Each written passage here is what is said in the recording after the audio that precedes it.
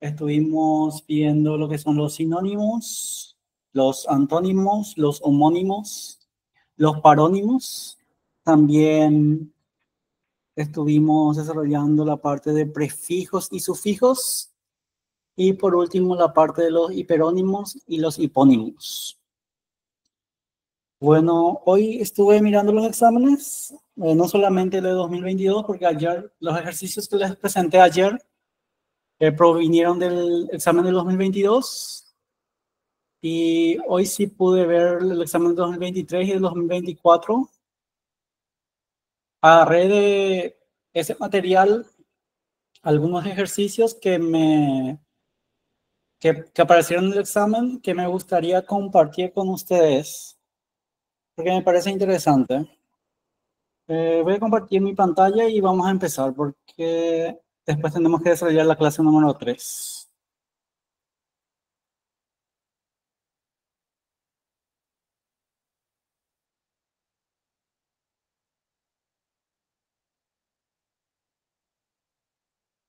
Bueno, empezamos con el material del 2022, la fila número 1.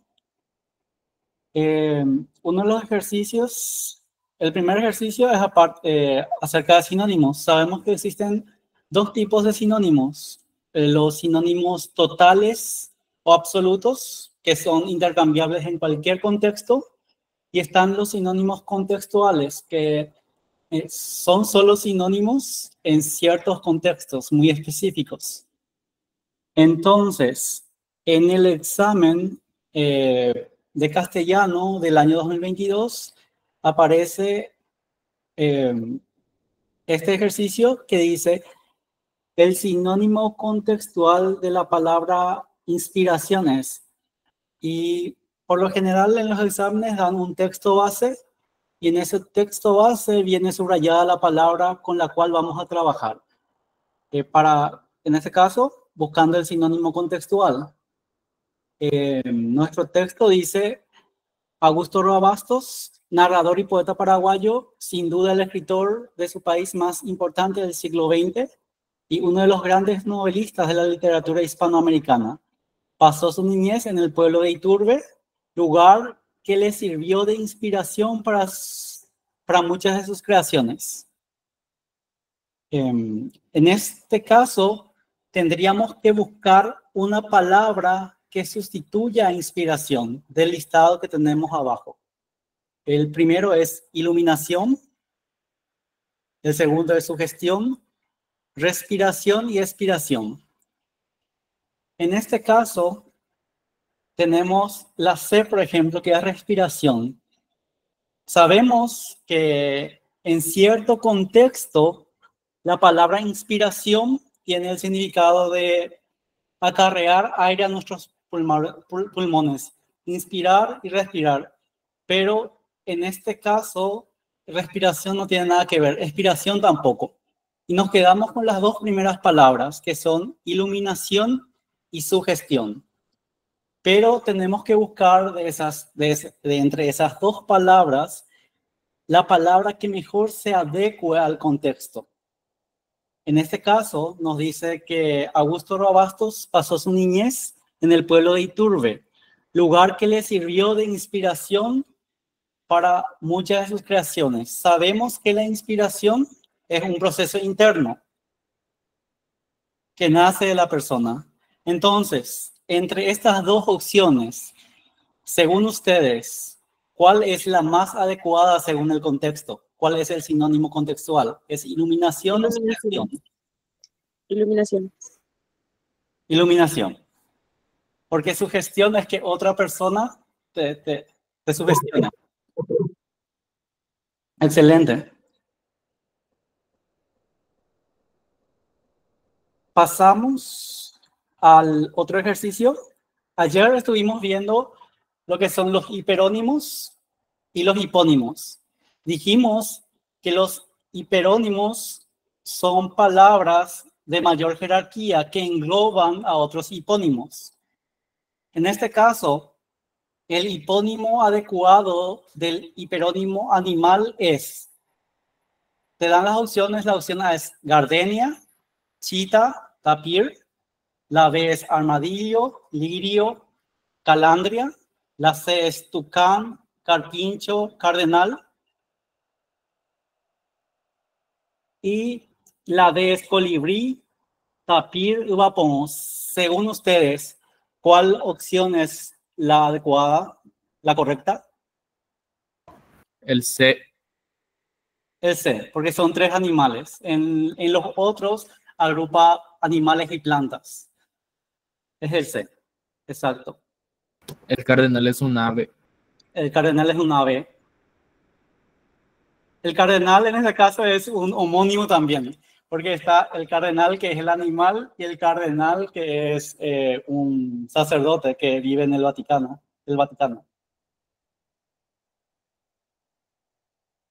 También es un homónimo. Después tenemos, esta era de la fila 1, después tenemos en la fila 2. El hipónimo adecuado del hiperónimo flor es A, orquídea, camelia, mosca. B, pasionaria, clavel, cerdo. C, pasionaria, dalia, camelia. D, tulipán, gardenia, colibrí. El C. El C. Pasionaria, dalia, camelia, que son tres nombres de flores que son los hipónimos del hiperónimo flor.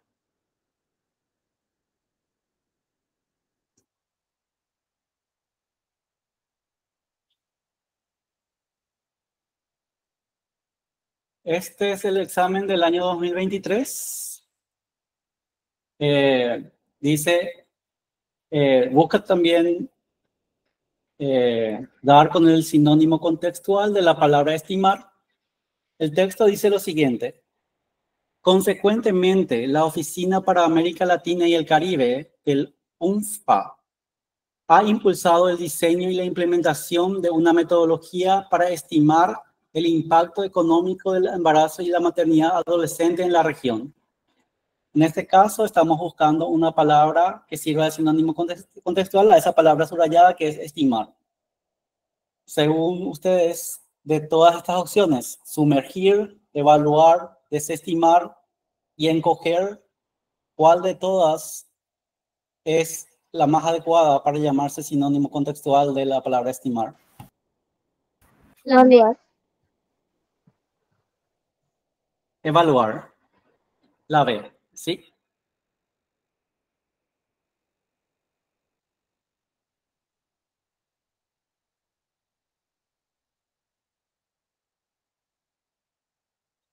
Porque la forma más fácil de encontrar el sinónimo contextual es empezar a cambiar esa palabra en el texto, por ejemplo, decir, metodología para sumergir el impacto no tiene sentido.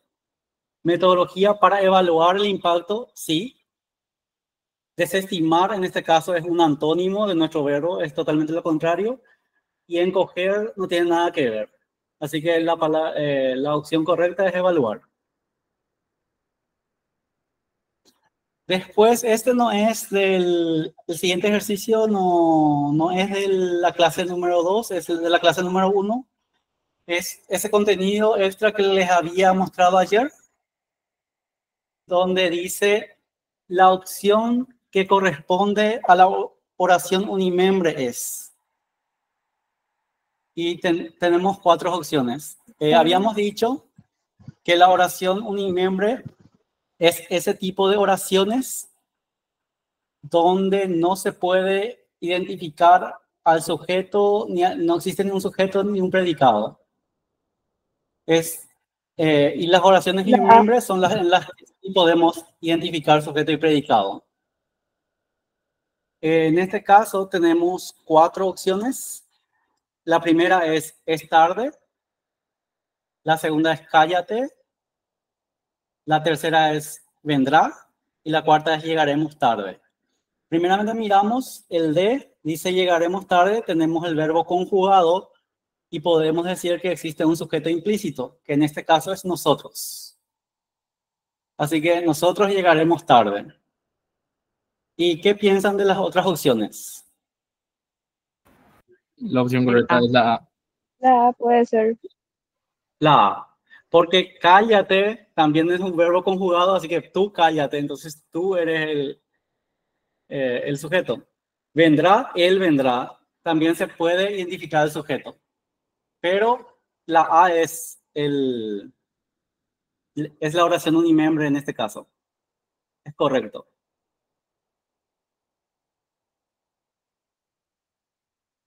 Después, miré también el examen del 2024. Tenemos también un texto que dice: la honestidad es el valor que nos permite vivir una vida congruente. Es decir, que lo que pensamos, sentimos y hacemos está en sincronía. Pero siempre tienen que leer bien el enunciado de las preguntas, porque en este caso nos pide más sinónimo. Según el texto, el vocablo que guarda relación de antonimia. ¿Qué era antonimia? Antónimo. Antónimo, sí. Con la palabra congruente tenemos las opciones sensato, incoherente, Coherente. lógico, racional. ¿Cuál de todas estas opciones es el antónimo de la palabra congruente? La B puede ser. La B, incoherente. Porque sensato, lógico y racional podrían ser sinónimos contextuales de congruente. Así que la única que es totalmente lo opuesto a nuestra palabra base es incoherente. Correcto.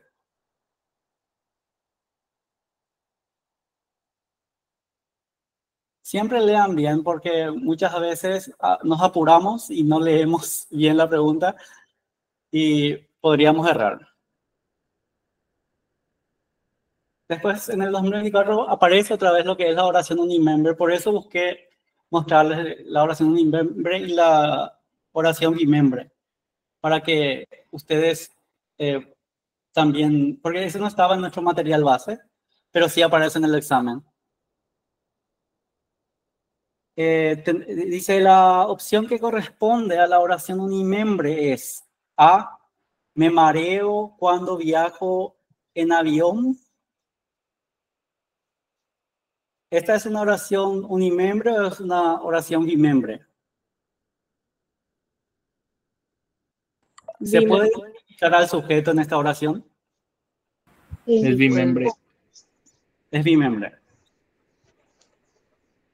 El sujeto es implícito, que es yo me mareo. Después, en el segundo, encontrémonos en el patio de la facultad.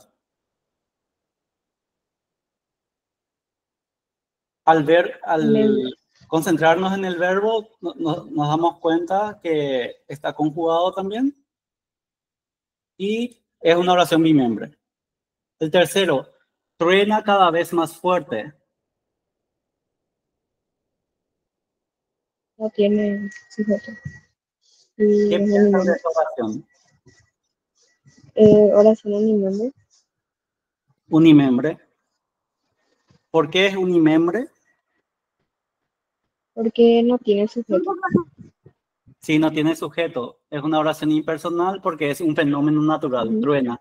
Es como el mismo caso de que llovió ayer a la noche, donde no se podía identificar al sujeto. Entonces, esta es nuestra opción que es una oración unimembre. La respuesta es C, entonces. Y la D se puede identificar fácilmente al sujeto, que es el campo, porque el campo estaba lleno de árboles. ¿Quién estaba lleno de árboles? El campo. Es un sujeto explícito.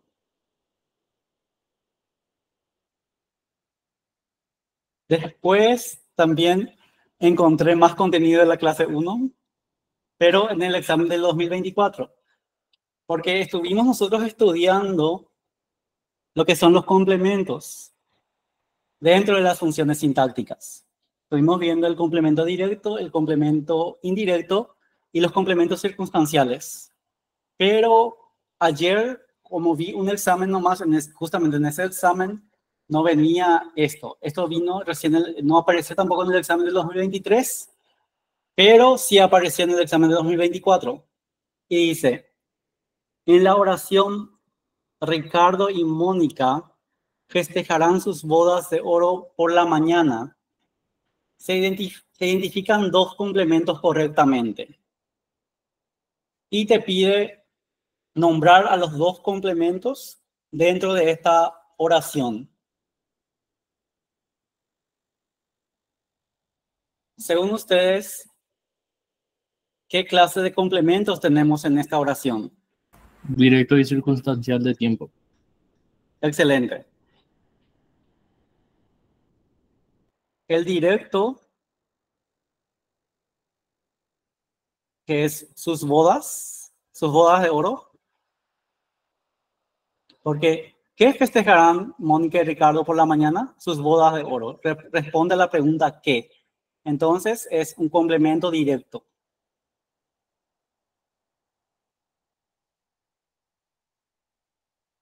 Y por la mañana responde a la pregunta ¿cuándo? ¿Cuándo festejarán sus bodas de oro? Por la mañana es un complemento circunstancial de tiempo.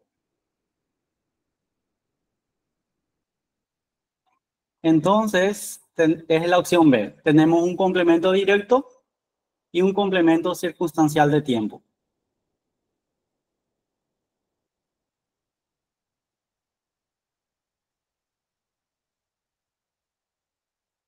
Después saltamos nuevamente a la clase 2.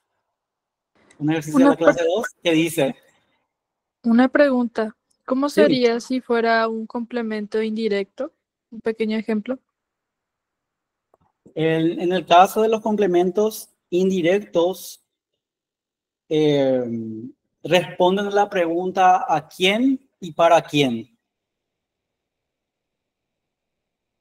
Por ejemplo, vimos un ejemplo en nuestro material que decía, le compré un regalo a mi hermana. Donde, ¿a quién le compré el regalo? A mi hermana. Eso es un complemento indirecto cuando responde a la pregunta ¿a quién o para quién?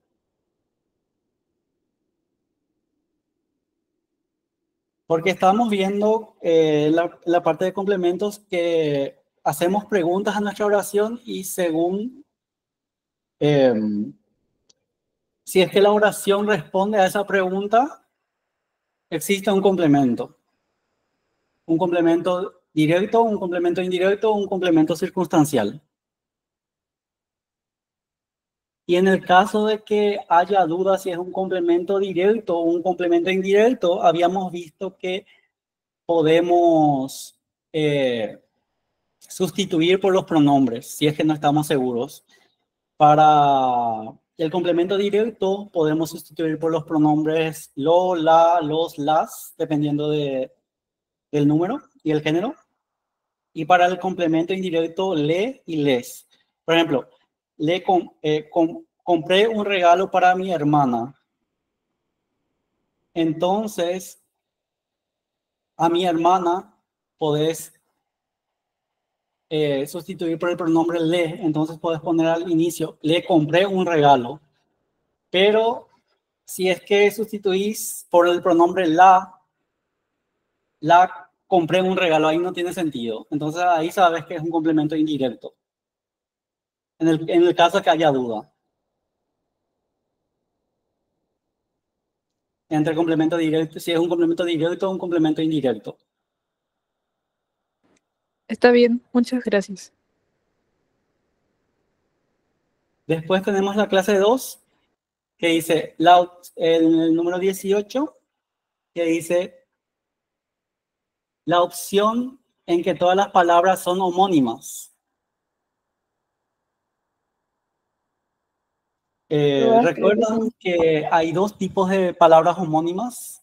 Están las homógrafas, que se escriben de la misma forma, y están las homófonas, que aunque no se escriban de la misma forma, se pronuncian de la misma forma. En este caso, tenemos la opción A, que es siervo, siervo, coser, coser. La B, casa, caza, casa, ciego, ciego. La C, 100, 100, hierba, hierba.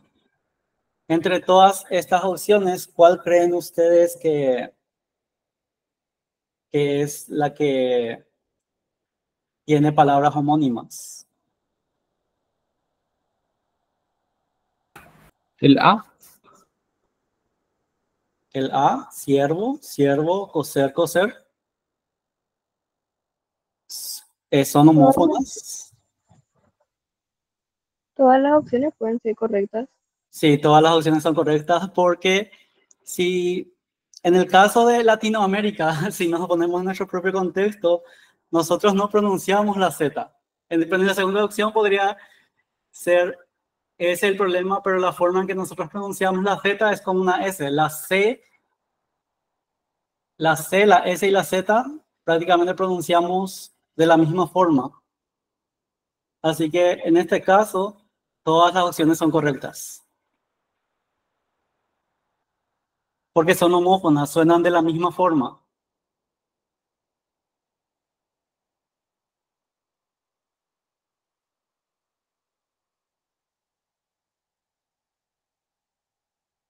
Después este es de la fila 2. Nuestra casa es el hogar de la honestidad. Es donde nace, crece y se esparce. Si desde el espacio que nos toca no solo practicamos la honestidad, sino que la vivimos y la contagiamos a los demás, creamos una familia honesta. Según el texto, el vocablo que guarda relación de antonimia con la palabra esparce es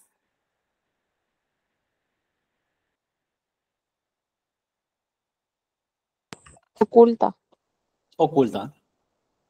Porque todos los demás son sinónimos contextuales que en ciertos contextos podrías usar como sinónimos de la palabra esparce.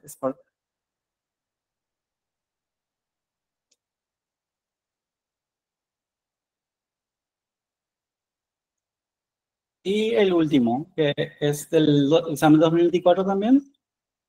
Las palabras vino, bebida con alcohol derivada de la uva, y vino del verbo venir son homónimas, antónimas, sinónimas, parónimas. Homónimas. Homónimas. En este caso le tocó algo un poco más fácil a los de la fila 2. Porque si se dan cuenta, el ejercicio número 18 de la fila 1 es un poco más difícil.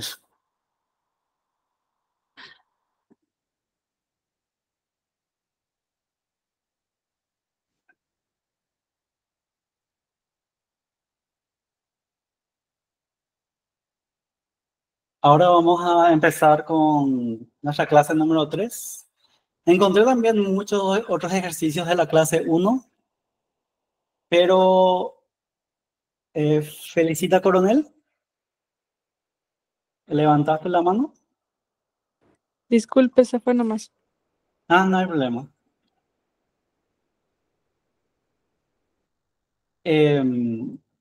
Como estaba diciendo, encontré ejercicios también de nuestra clase número 1 en el 2024 y en el 2023, más ejercicios, pero no los presenté hoy por la limitante de tiempo que tenemos. Pero sí los exhorto a que revisen los exámenes viejos, practiquen con ellos, midan su tiempo. Vamos a ir, en cada clase voy a ir buscando ejercicios de los exámenes anteriores y antes de empezar la clase vamos a hacer siempre esta dinámica. Entonces, para ver que nuestras clases sí se conectan con los ejercicios en realidad. Y a veces vemos el concepto en la clase, pero en el examen se presenta un poquito diferente, pero es el mismo concepto. Entonces, es importante unir lo que es la parte teórica de nuestras clases con la parte práctica, que es el examen.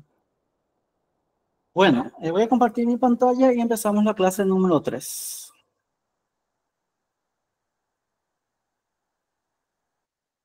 presentación.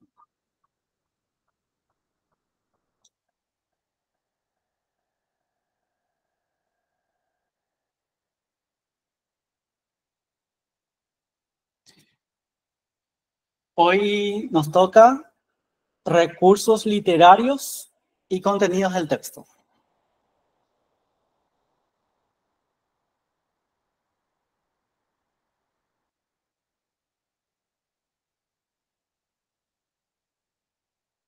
Primeramente vamos a ver lo que son las figuras literarias o recursos léxicos. La definición nos dice que son estrategias que embellecen y dan fuerza al lenguaje, ayudando a transmitir ideas y emociones de forma creativa. Se emplean principalmente en literatura, poesía, narrativa, etc. Bueno, lo que son las figuras y los recursos literarios son como las herramientas que usan los escritores para, como dice ahí, embellecer sus obras. En vez de decir algo muy seco, muy directamente, se usan ciertas herramientas, ciertas formas de escribir que ayudan a transmitir el significado, lo que quiere expresar el escritor. Y por ello, existen un montón, la verdad. Pero en este material creo que se citan los principales, aunque he visto el examen hoy también y he visto que algunos aparecen en el examen, pero no están en nuestro material, así que mañana estaré abordando esos temas antes de la clase. El primer recurso literario o figura literaria que se nos cita acá es la sinestesia, que es la asociación de elementos que evocan distintas sensaciones relacionadas con los sentidos, olfativas, gustativas, táctiles. En este caso, el ejemplo dice, con agrio ruido abrióse la puerta, donde agarra y mezcla lo que es ruido, que es auditivo, con agrio, que es gustativo. Entonces, esa mezcla entre elementos que evocan sensaciones sensoriales se lo conoce como sinestesia. Por ejemplo, dice dulce sonido. Sonido que es una sensación auditiva y dulce que es gustativa. También acá, el perfume amargo de su derrota. Perfume que es olfativo y amargo que es gustativo también. Tenemos más ejemplos. Por ejemplo, yo tenía un aroma dulce y tenía un aroma dulce como su voz. Se mezcla el olfato con el oído. En el ejemplo 2, en poesía, el cálido sonido del violín llenaba la sala. Se asocia la temperatura con el sentido del oído. En el 3, sus palabras eran amargas y punzantes. Se combinan el gusto y el tacto. O sea que tenemos una figura literaria que es la sinestesia, donde se combinan sensaciones sensoriales.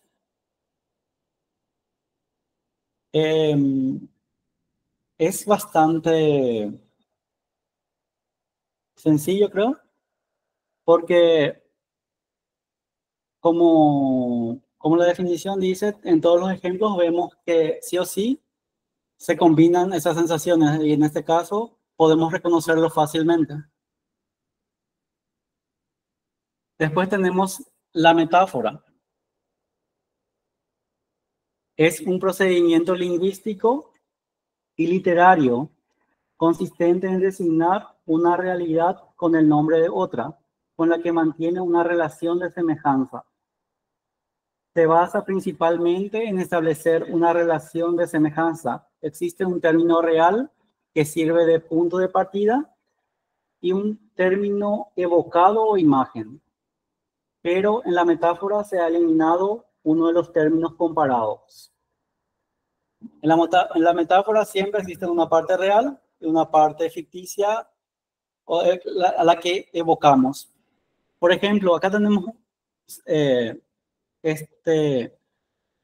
esta oración que dice: poco a poco las hojas secas van cayendo de mi corazón, son mustio, doliente y amarillo.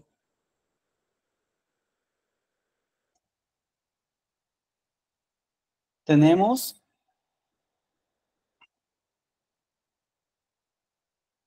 acá tenemos que compara su corazón con un árbol, pero no es como la comparación porque no existen las partículas como tal.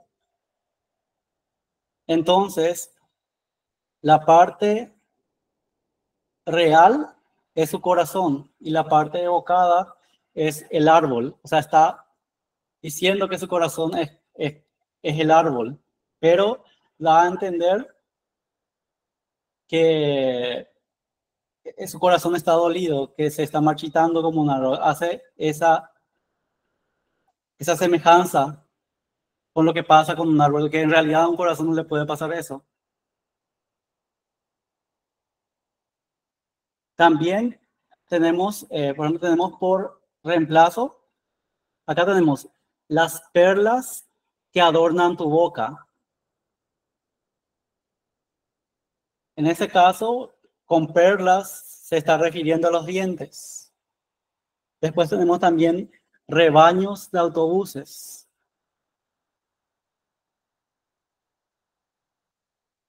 Y también se puede dar con comparación de palabras unidas por el verbo ser. Por ejemplo, nuestras vidas son los ríos. O el sol es un globo de fuego. Como ejemplos. Acá tenemos más ejemplos de metáforas. Las perlas de su boca iluminaban la habitación. Las perlas representan los dientes. Después tenemos ejemplos de naturaleza.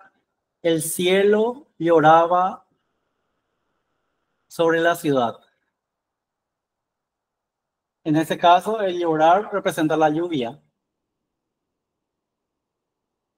Pero en vez de decir, el autor en vez de decir llovía sobre la ciudad, cambia, usa la figura literaria de la metáfora y dice el cielo lloraba sobre la ciudad. Después tenemos el ejemplo número 3, que es el amor. Eras el faro que guiaba mi camino en la oscuridad. En este caso, el faro simboliza una persona que da orientación o esperanza.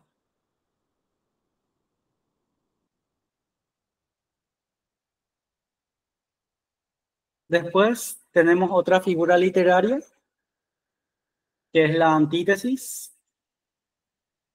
La antítesis se usa como cuando el escritor emplea dos frases de significados opuestos, pero cercanos, en proximidad para crear contraste. Juega con los opuestos complementarios para crear un significado vívido. Tenemos los ejemplos. Es tan corto el amor y tan largo el olvido.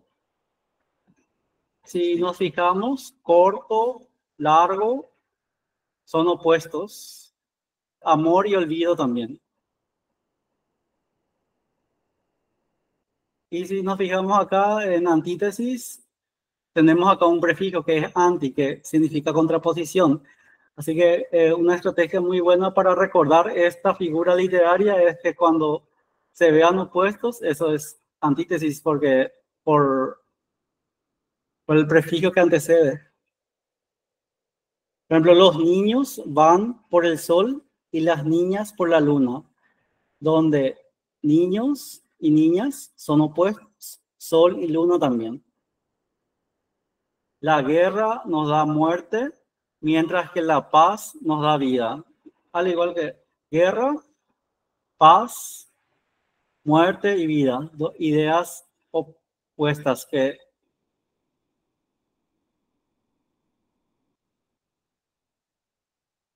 el hielo abrasador, el fuego helado. Hielo, fuego, abrasador, helado. Creo que queda bastante claro esto con estos ejemplos. ¿O tienen alguna duda con respecto a antítesis? Muy claro. Después tenemos la hipérbole, que es exagerar para...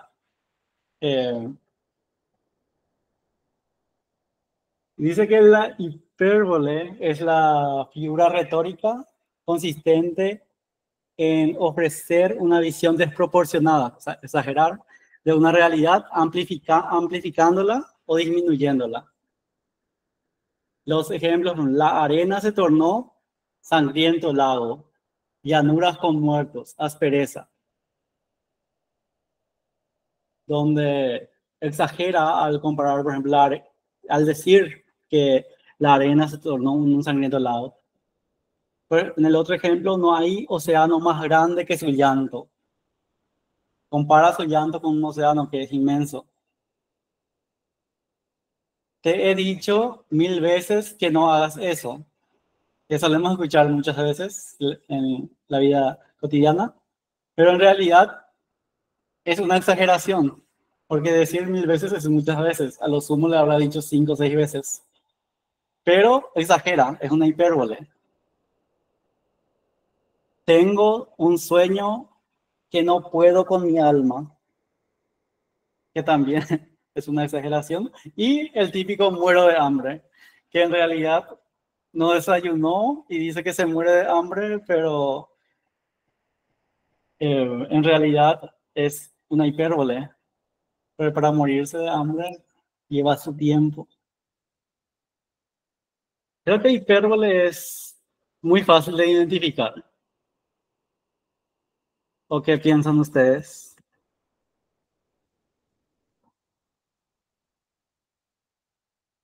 Entiendo.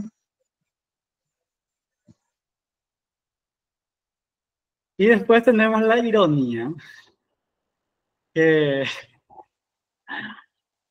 cuanto más grandes no son los autores literarios los que usan la ironía, nosotros al día a día usamos la ironía en forma de sarcasmo. La ironía consiste en jugar con las palabras, de tal manera que el significado implícito en la oración es diferente al significado literal. Es lo que el típico decís una cosa, pero en realidad estás diciendo otra. A menudo se utiliza para sugerir fuerte contraste del significado literal planteado. En profundidad, un mayor significado real se revela no por las palabras mismas, sino por la situación y el contexto en que se encuentran. Y tenemos varios tipos de ironía. Tenemos el sarcasmo, cuando la burla es tal que se convierte en un insulto. Por ejemplo, le dices a alguien, qué listo eres, pero en realidad estás tratando de decir todo lo contrario. Eso es sarcasmo. En realidad estás tratando de dar a entender que es tonto. O a alguien muy aburrido le decís, seguro que eres el alma de la fiesta. En realidad no estás diciendo eso.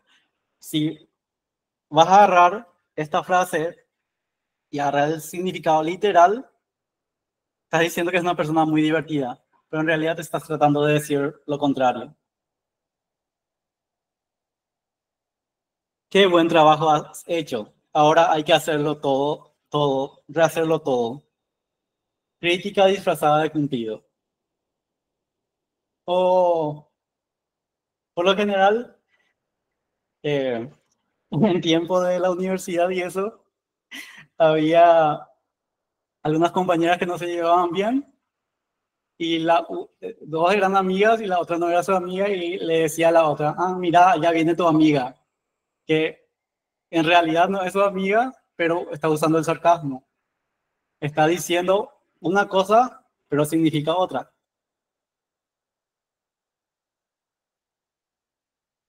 Después tenemos la antífrasis. Dar a algo un nombre que indique cualidades contrarias. Salió de la cárcel, o el ejemplo es, salió de la cárcel con tanta honra que le acompañaron 200 cardenales, salvo que a ninguno llamaban eminencia. De Quevedo. Ingeniosa ironía que da a entender que no salió con honra, que le acompañe un séquito eclesiástico, sino que juega con el doble sentido de la palabra cardenal, eclesiástico y herida. Es decir, realmente salió tras haber recibido innumerables palizas. Y tenemos más ejemplos. Por ejemplo, al decir, uy, estoy temblando de miedo, en realidad no estás temblando de miedo, es una ironía verbal.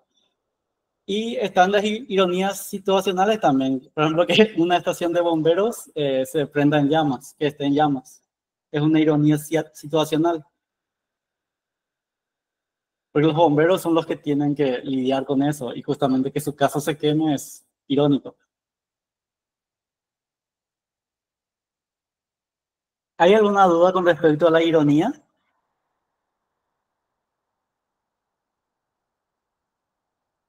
¿Son los únicos tipos? Ah, estos dos tendría que ver. Según, creo que estos dos son los principales, pero voy a investigar eso y si es que encuentro más, voy a presentar mañana al inicio de la clase. Está bien, gracias. Ok.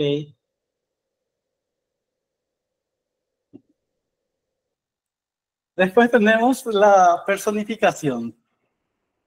Que creo que esto de las figuras literarias dábamos desde la escuela. Porque yo me acuerdo que cuando me pedían hacer personificación, y eso cuando era más niño, yo ponía, por ejemplo, el perro habla. Porque la personificación es darle cualidades humanas a seres que no las tienen.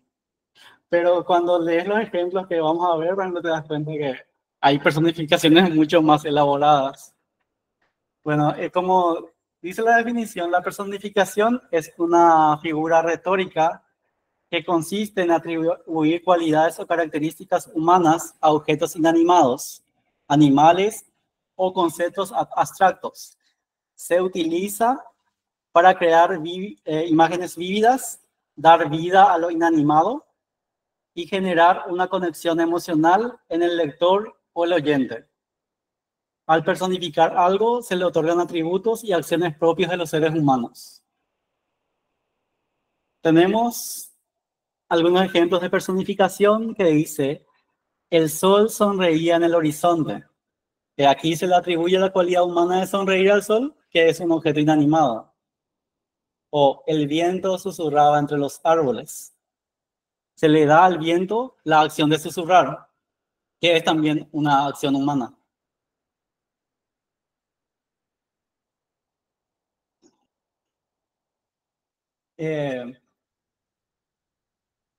Por ejemplo, está también tipo, lo que dicen, que decimos mucho, por ejemplo, los pájaros cantan, que en realidad los pájaros emiten un sonido, pero el cantar en sí es una acción humana, así que eso sería una personificación también.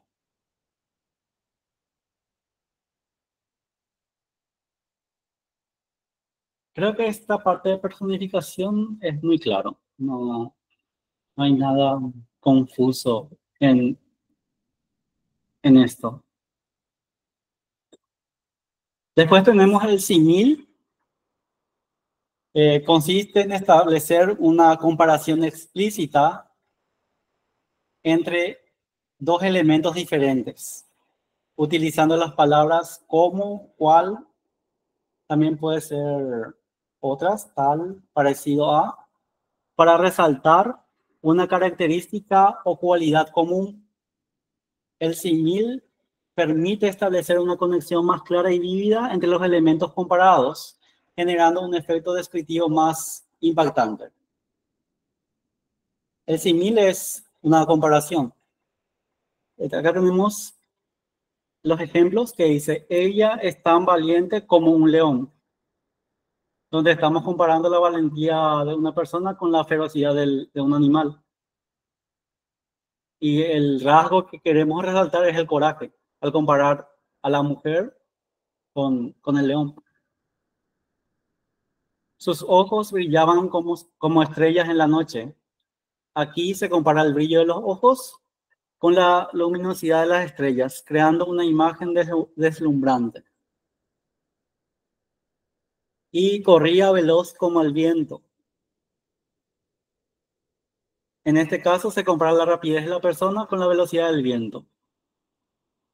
El símil, la comparación es bastante sencillo de identificar porque usa las palabras como, cual, tal, parecido a, para unir, para comparar a los dos sustantivos.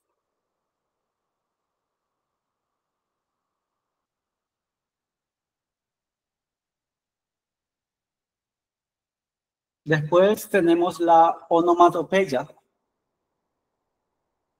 Es la utilización de palabras cuyo sonido imita o reproduce el sonido natural o característico de aquello a lo que se refieren. Es decir, se trata de palabras que suenan similar a los sonidos que representan.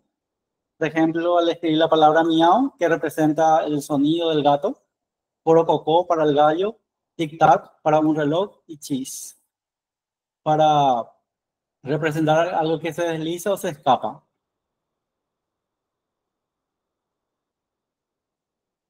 La onomatopeya en español no es que exista así demasiadas palabras que se usen, pero en el guaraní es bastante común.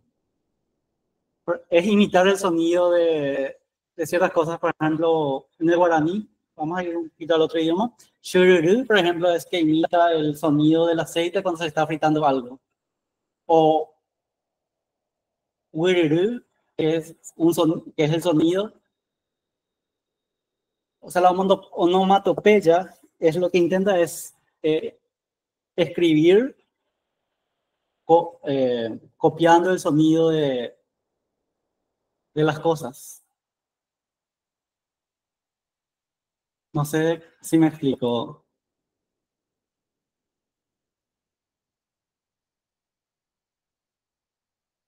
Después, esos son los recursos literarios que nuestro material nos provee, pero como dije al inicio, hay un montón. Está, por ejemplo, la literación, está sinécdoque, hiperbatón, muchos otros que no estamos diciendo acá, pero si es que tienen tiempo y ven en exámenes anteriores, pueden repasar también, porque hay un montón de recursos literarios. En este material estuvimos citando los principales, o sea, los más comunes. Después tenemos los contenidos del texto, tipología textual. Tenemos los textos narrativos. Un texto narrativo es un tipo de texto que relata una serie de eventos o acciones reales o ficticios protagonizados por personajes en un espacio de tiempo determinados. Ejemplo de textos narrativos tenemos cuento, novela, mito, leyenda. Y en el caso de los textos narrativos, por lo general tienen una introducción, un nudo y un desenlace. Lo que trata es de narrar una historia. Por lo general, los verbos están en tiempo pasado.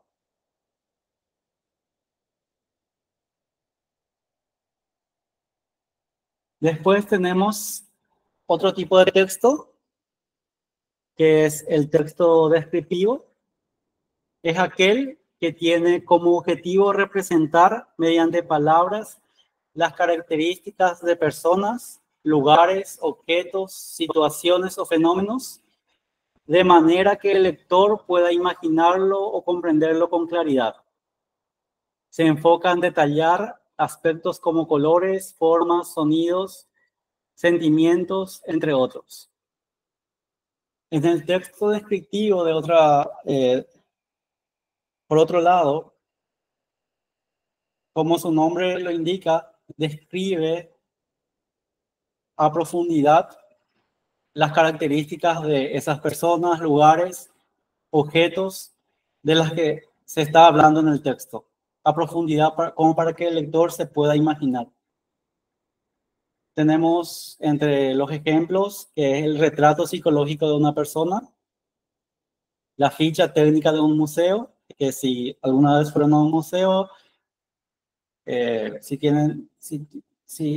una pieza en exhibición tiene una ficha técnica y donde se explica a detalle todo lo relacionado a ese objeto.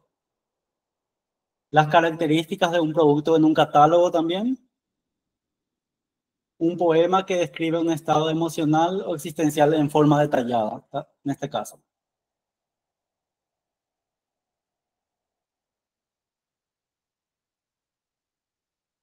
Después tenemos el texto argumentativo. Tiene como objetivo expresar opiniones o rebatirlas con el fin de persuadir a un receptor. La finalidad del autor puede ser probar o demostrar una idea, una tesis, refutar la contraria o bien persuadir o disuadir al receptor sobre determinados comportamientos, hechos o ideas. La estructura cuenta con introducción, desarrollo, citas de autoridad, tesis, conclusión. En el texto argumentativo, lo que se trata es de convencer al lector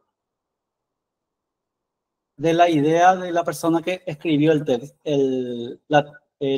en ese caso la tesis. Por ejemplo, la tesis, por ejemplo, es un texto argumentativo donde vos intentás probar tu idea. Y en los ejemplos son ensayos, discursos. En el texto argumentativo el texto argumentativo te intenta convencer de algo, que vos pienses de la misma forma, o en caso contrario, intenta explicar de por qué estaba errada la persona que escribió una tesis, por ejemplo. Puede haber un texto argumentativo en contra de una idea también.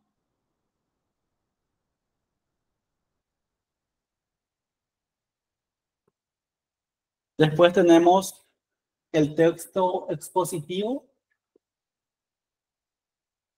Es aquel que ofrece al lector información detallada respecto de un tema específico de la realidad, con intención de comunicar hechos, datos, conocimientos o conceptos de una manera objetiva. Un manual escolar, ensayos, artículos de revista. Bueno, que el texto expositivo solamente te intenta mostrar algo de una manera objetiva. No te trata de convencer de algo. En el caso del texto anterior era el argumentativo, donde en ese sí te trataba de convencer de su idea. Pero en el texto expositivo te muestra los hechos como son.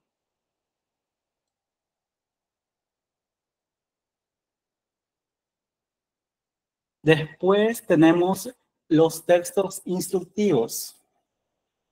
Son aquellos que se refieren a la secuencia de indicadores sobre cómo llevar a cabo una determinada acción.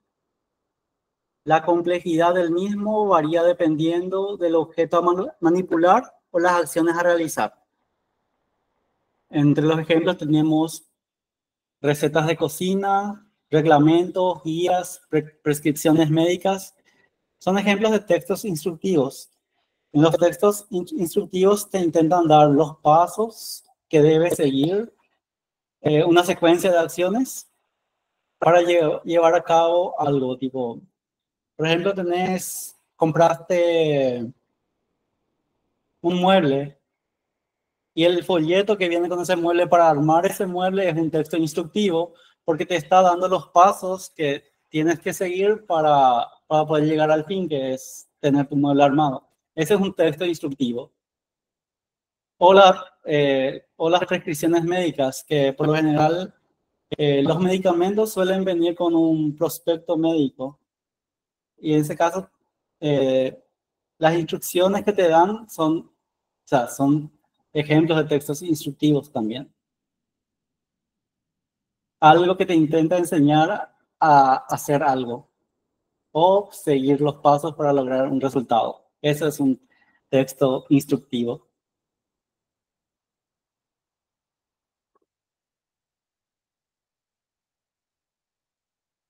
Después tenemos los textos literarios, donde un texto literario es una obra escrita que se caracteriza por su uso artístico del lenguaje y su intención estética, a diferencia de los textos informativos o técnicos. Los textos literarios buscan provocar emociones, reflexiones y sensaciones en el lector. Ejemplos son narrativa, cuento, poesía, teatro, novela, ensayo literario. Este caso de textos literarios y textos narrativos son bastante parecidos, pero en el caso de los textos narrativos, como dice, que intentan contar una realidad, que una historia real o ficticia, pero en el caso de los textos literarios es solamente realidades ficticias. Intentaré buscar más material acerca de los diferentes tipos de texto, porque en algunos casos algunos son bastante parecidos. Y creo que necesitamos algunas tablas comparativas para poder diferenciarlos bien. Porque por lo general, ustedes vieron en la parte de los sinónimos que agarré un texto de lo que fue una parte del texto que se presentaba en el examen. Y en realidad, en el examen también aparece entre las preguntas qué tipo de texto es. Y hay que diferenciar bien esta parte porque es tema del examen. En todos los exámenes apareció. Y no dudo que en este examen va a aparecer también. Así que creo que mañana, antes de empezar, tendríamos que repasar esta parte otra vez.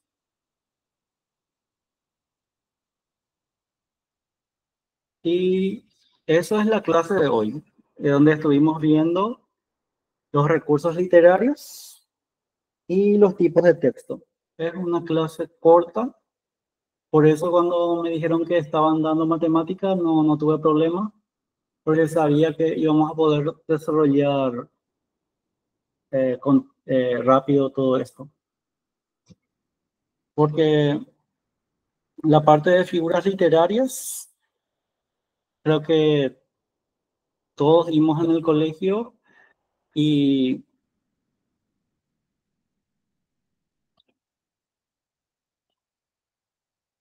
se puede identificar. Solamente que les recomiendo que lean los conceptos, vean los ejemplos, porque estaba mirando en los exámenes viejos y es bastante similar a los ejemplos que tenemos en su material, la clase de frases que usan. Así que creo que aquí termina nuestra clase. Si tienen alguna duda, me pueden decir o nos vemos mañana. Creo que ustedes también están cansados porque creo que su clase empezó a las 4:30 y terminó bastante tarde de matemáticas, que es bastante bueno también que estén estudiando matemáticas.